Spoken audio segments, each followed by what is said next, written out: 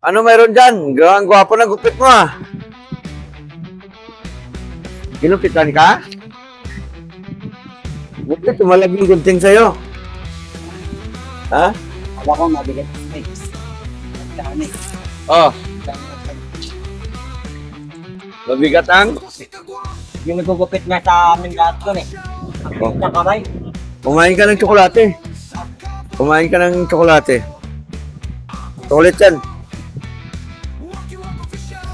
Ibaba mo muna yung saging mo. Ha?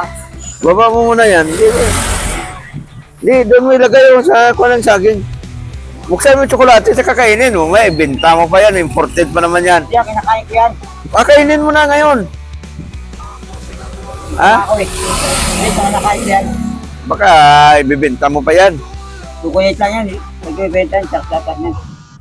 Bumibili nga ako sa 7-Eleven ng ganyan. Ah, bumibili ka ng ganyan? Sa 7-Eleven, ha? Hindi ko sarap. Ganyan chocolate? Mayroon ba sa 7-Eleven yan? O iba-iba. Yung nagpunta tayo doon. Namadaan ko, ganyan ko eh. Wikwi, wakwa, wakiwa, ayi, tira. Wala yung mga grocery ko. Ay, oo nga pala. Anong nangyari pala dito sa mga grocery mo? Sila na ng ano yung karo. Yung mga tawa ng karo. Sila ata nagdala yung mga lalaki doon. Oh. Tapos, nakita ako nakaupo ko. Nakita ko sa dulo, triple. Akin yun ah.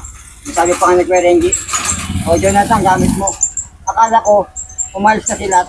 Tinangay na. Yung pala, hindi. Pinanta ko si Werengi. Hindi pala niya kinuha. Yun. Kung tinatao, nag-aakot ng buwangin. Sabi yung tipo ng mama ko. Sila na lang. Nakita siguro, kinuha. Sinabi. Mga short, bago, bili ni Werengi.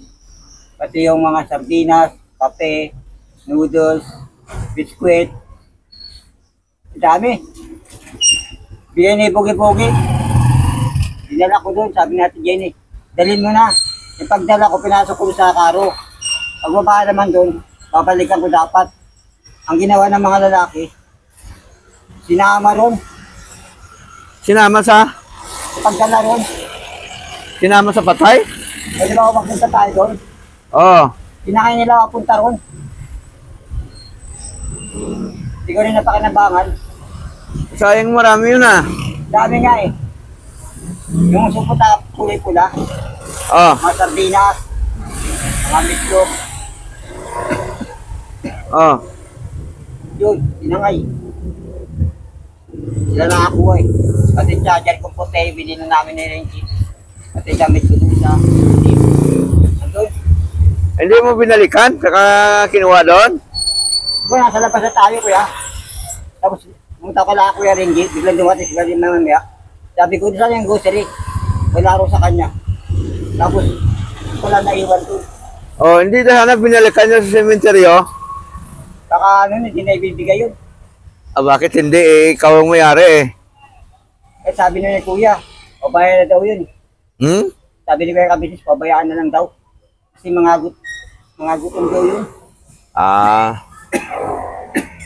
Hindi, matagal na yon kung ilang araw pa. Pero kung binalikan mo kagad yon, malamang sa malamang, maka ma-recover ba yon? Sa ikat pa saan naiwan. So yun ang nangyari, nawala yung mga groceries mo. Oh, huwag kang dumura yan, doon ka sa likod magdura. Tawag mo dura. Ha? Tawag mo dura. Ah. Tawag dura. Oo nga, ibig kong sabihin kung baka dumura ka doon sa likod Oo. para hindi mo mapakan. Wala kang face mask? Meron. Ah, suot mo. Huwag kalimutan na isuot ng face mask kasi yan ang agimat mo eh. O di, Kaya kasi. gwapo ka na naman. Pinipitan eh. Ah, ay, paano yan? Ha? Nagsimula ka nang uminom ng gamot mo sa kan. Dinala ka na ni Renje, tsaka ni Bade. Wala pa ako iniinom. Oh, Wala pa ako iniinom. gusto mong gumaling? Magpasama ka sa kanila. Hindi pa sila bumibili. Hindi yan sila bibili. Dadalhin ka sa center para schedule kang magsimula ng pag-inom ng gamot. Ayun. Libre yun, wala yung bayad. Araw-araw ka lang pupunta doon. Sabi nga talaga driver, pumunta ka sa center, humingi ka ng gamot. A few inches later. Pinasasamahan ka na nila ni Ate Jeannie. Oo. Oh. Si Renji, napakabagal eh. Ano pa pinagagawa eh? Ano? Si Renji, ano pa pinagagawa doon? Anong pinagagawa nung pinakamabagal? Nakita ko sa video, hinahanap ka, painumin ka ng gamot eh. Wala pa. Ano ba raw, ilalakad daw ako sa ano? Sa? WD. Nakaro pa yung papel. Hindi na kailangan ng DSWD, Tan, kasi gamot yan eh. Oo. Hindi naman na kailangan na kung pumunta ka na sa center. Magpasama ka kasi silang nag-asikaso sa iyo. Yung sabi natin Jenny, sabi natin Jenny, yung gamot. Ganito ang gawin mo. Makinig ka sa akin. Magpasama ka kay Ate Jeannie sa center. Sa center lang yon, health center. Kamo Ate Jeannie, samahan mo ako at magsimula na akong pag-inom ng gamot. Kasi sila ang may hawak ng mga check-up mo, di ba? Lahat sila yung may unang kwan. Mahirap kasing paiba-ibang tao ang nag-aayos niyan eh. Dapat ay kung sino yung una, yung grupo na nag-ayos, yun din kasi kabisado na nila yon. Pagpunta ng center, check upin ka. Sasabihin ng doktor, o sige. Di ba may record ka na? Nasaan yung medical record mo? O sige. O sabihin ng doktor, kung kailan ka magsimula ng gamot. Lakarin mo yan, kalating araw lang yan, Tan. Kung anong gagawin mo, dyan lang din naman yan sa may tala o kaya saan center o kaya kung saan ka ituturo. Kasi may kanya may lugar ka kung saan ka pwedeng uminom. Tapos araw-araw yan, iinom ka ng gamot. Tapos, abang uminom ka, mawala na yung hingal mo. Tapos hindi ka na magsuka ng dugo. Tapos lalakas kang kumain, tataba ka. Kasi kung hindi mo yan gagawin, ay wala. Goodbye Philippines ka. Wala pa eh. Ako yung natin sa Renji. Sabi natin Jenny, kunin mo daw yung mga papel. Yun! Tapos na raw bibili ng gamot. Ha? Kaya Jenny raw bibili ng gamot. O yun naman pala eh. Sabi sa akin eh. Oh. Hindi ko inaano kay Kuya Renji. Inaano niya daw yung papel ito sa SWD. Pinakaro pa. Yun ang inaano niya sa akin eh. Na? Pinakaro yung papel sa SWD. O iba pa yung sa DSWD. Iba yung kanyan. Kasi basta pumunta ka sa center, sabihin ng may proseso kasi yan. Kasi At sila ang nakakaalam dyan kung paano ang proseso. Kung ano kinakailangan na requirement, di yung gawin. pupunta lang ako kay Renji. Wala pa. Huwag mong sabihin na mapagal si Renji, si Boss Renji. Wag, kasi magkagalit na naman yan pagka nakita niya yung video na to. Hindi. Hindi ka nagagawa pa kasi Kuya Renji. Ano pa pinagagawa ron? Anong pinagagawa? Nagbabahay. Kaya din. Kaya naman nakakalit sa akin.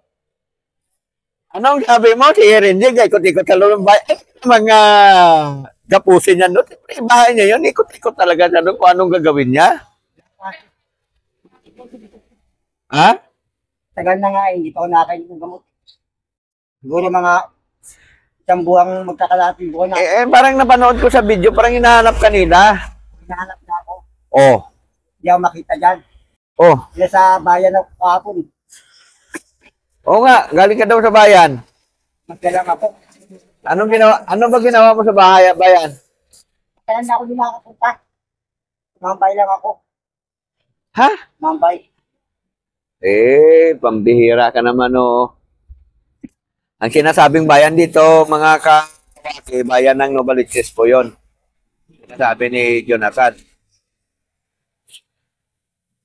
Ngayon, nag-ikot-ikot ka lang doon. O, sino bang mga pinupuntahan mo doon? Wala. Pumunta lang ako doon kasi hindi na ako nakakapunta ron. Tagal na. Ano, masyal ka lang? Oo. Ay, di bale, malaki-laki naman ang naipon mo. Wala pa akong naipon. Hindi, pumunta ka doon eh. Ano ba yan? Naglakad ka lang o namasahe? Masaya. Yes, masaya ko. Wala pa nga nandun sa akin. Di ba, di nga inaabulo. Di ba naman inaabulo eh. Ay, wala namang magbibigay sa'yo ng abulo dyan ng ganyan ang kalagayan mo. Ba, kita ka na mga adik-adik doon eh. Baka mamaya eh. Sinipa ka pa ron ng mga adik-adik kung sakasakaling nakita nilang malakas pa naman to, bata pa naman to, bakit manghihingi ito ng kwan? Maraming kwan yan, maraming lukol-lukol dyan sa bayan. Kung napalaban dyan yan, paano yan? Hindi ka man makalaban kay mahina ka man kumilos. Marami dyan. Mga adik-adik dyan, baka kala mo. Matagal ka sa bayan. Ayun.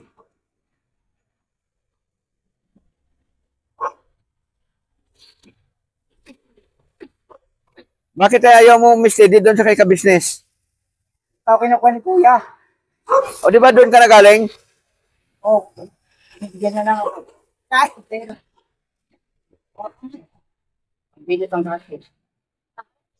Kita na, pwede makahingaboy sa patay, pamangkin po sila. Ito, kamamatay lang din, nangingi din ng abuloy. Kamamatay lang din ng nanay. Oo. Ayun, nangingi din ng abuloy, tan. Oo, yan, nandyan, nakahaya. Pwede kang humingi ng abuloy niyan. Kaya lang, hindi na ngayon, kasi nalibing na si Nanay Marita eh. Oo. Tatagaling mo na raw ako. Pag umalis na ako, pupunin niya raw ako. Sabi ni Kuya. Di, pumunta ka ngayon sa Kaikan. Kay Ate Jean ano ba sabi niya? Kunin daw yung resibo, mga resita. Pero bili ng gamot sabi niya. O, yun. Bumili na. Oo. Tama yan. Yan yun. Pero kasi bibili pa sila body. Kasi rin din. Hindi ngayon binibili.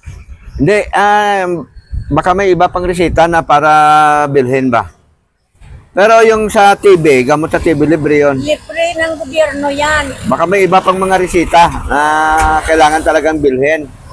O ano pa man yan, basta pumunta ka na, sabihin mo magpapagamot ka na. Dalhin lang yan yung resita mo eh. Oo. Dali lang yung, ipakita mo lang yung resita, ha? So, saan ka ngayon nag-i-standby? Saan ka natutulog pala? Yung palitan natin. Dati, tinutulog namin ni Mama. Saan? Doon sa may, doon din sa, dyan, sa Oo. P6? Doon pa rin.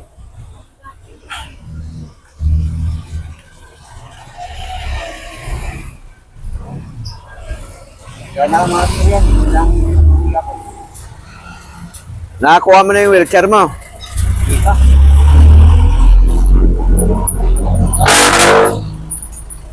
Nandun pa?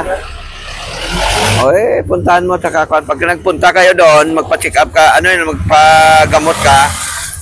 Ang sinasabi kasi dito, mga kawakin na tinatawag na Tala, yun yung Tala Hospital na public hospital dito sa amin. Yan, na malapit lang doon sa kanila ni Ate Jean at doon sa tinutulugan ni Jonathan. Oo.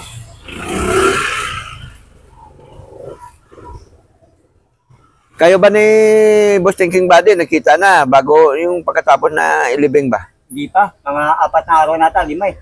Hindi pa kami nakikita. Hindi mo pa siya dinalaw. Oo. Kasi ano eh. Medyo mahirap kasi yung lugar niya rin. Pababa eh. Ne? Thinking Body. Wala na ba sila dati doon sa malapit sa may simbahan sa labas, yung sa kuan? Wala na ba sila? Diba nandoon naman sila? Oo, sa may baba sila eh. Sa may baba. O naman, doon pa rin naman sa dati nilang bahay Oo. Nahirapan ako. Pagtataas na, nihingal na ako. Masyadong mataas. Minto ko. Pababa, okay lang. Pagpataas na, wala na. Stop na ako.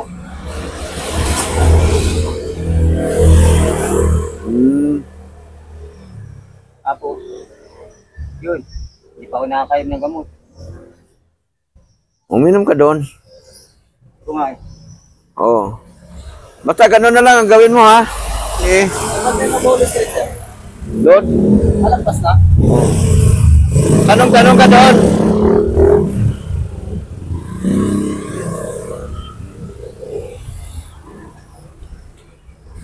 Tatanong saan daw mabulo straight. Basta ganun na lang ang gagawin mo. Yung death certificate pala ni Nanay Marita. Wala eh, pero may idea ko dito. Nakita ko sa bag niya. Ano? So, sa ayuda yan eh. Ayuda. Ayan yan. Yung bibigyan ng mga tigas, may ubit pa. Sa ayuda. Oo, sa kanto. Ay, dito ng barangay. Oo. Oo. Ayan yun. ID, ito yung ID ng barangay. Iba yung death certificate. Wala eh. At tanungin mo, si Renji o kaya si Ate Jenny kung nasaan yung death certificate ni Nanay Marita kasi nilakad ng DSWD yun. Ayun. Oo. Tapos, pag mayroon kang death certificate, tago-tago mo yun. Balot mo sa plastic na hindi mabasa para hindi masira. Oo. Hindi pa sinasabi kung ano pinamatay, no? Hindi pa sinasabi kung ano pinamatay. O, nandun na yun sa death certificate. Ayun. O, kasi yung death certificate na yun, galing yun sa doktor, di ba? Galing yun sa may tala eh. Kuhanin mo, ano yun. Kailangan may kopya ka doon at dapat ang naghahawak noon, ikaw talaga. Kailangan yun. Kailangan ko kung anong pinamatay ni mama. Hindi lang yun. At may mga pakinabang din yun. Oo. Para malaman mo nga. Tama yun. Malaman natin kung anong kinamatay niya. Pero yun na yun. Malaman man natin saka hindi. Nailibing naman na yun. Eh, wala na tayong magagawa doon. Ang death certificate ay kunin mo yun. Ayan mo, pagkakuan tawagan ko si Jenny kung nasaan yung death certificate niya. Ha? Sa tingin mo, sino ba may hawak noon? May red yata eh. O kunin o kahit sino may hawak noon, magpa-xerox lang. Baka nasa barangay pa, baka hindi pa nabigay ng taga Bausi. CSWD yun.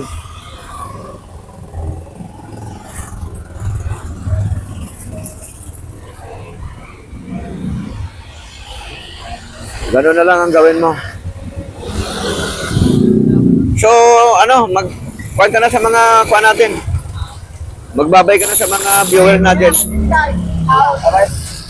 Babay po sa mga viewers ko.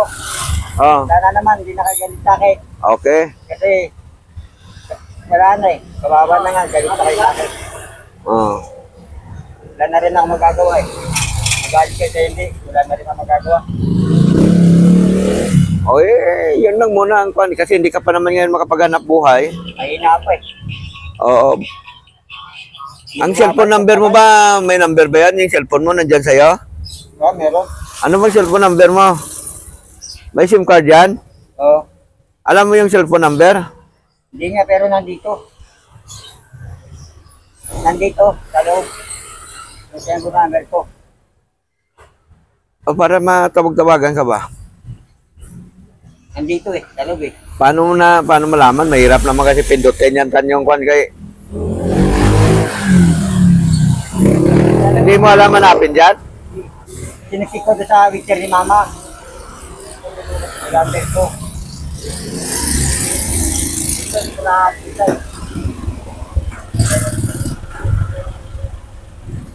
eh. Ipacheck mo yung cellphone number mo para pagbalik ko dito, bigyan mo ako.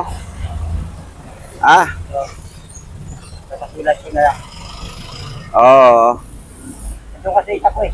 Natala sa wheelchair eh. Yung number kong sinulat ko, Taiwan doon. Babay na po sa viewers ko. Sana po, okay na po lahat.